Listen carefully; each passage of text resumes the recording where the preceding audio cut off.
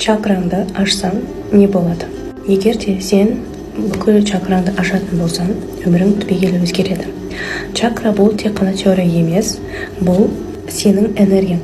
Бірінші ақша, қауіпсіздік, екінші эмоция, сенімділік, махаббат. Өзіңді білдіру, интуиция, жоғары байланыс. Егер де чакраң ашылатын болса, ол жерде не болады? Қорқынышың жойылады, ақшаң жеңіл келе бастайды және өзіңе сенімді бола бастайсың. Дұрыс адамдар, дұрыс орта келіп және ішкі тыныштық пайда болады. Бұл жерде кішігірім мини практика жасап көрейік. Бірге жасаймыз. Бірінші, көзіңді жұмасың. Екінші, терең тыныс аласың. Үшінші, денеңнен жоғары қарай жарық көтеріп жатқанын елестет. Және де айт: мен ашықпын, мен қабылдаймын, мен дайынмын деп. Егер сен шынымен өзгергің келсе, разбор сөзін комментарийға жаз екен.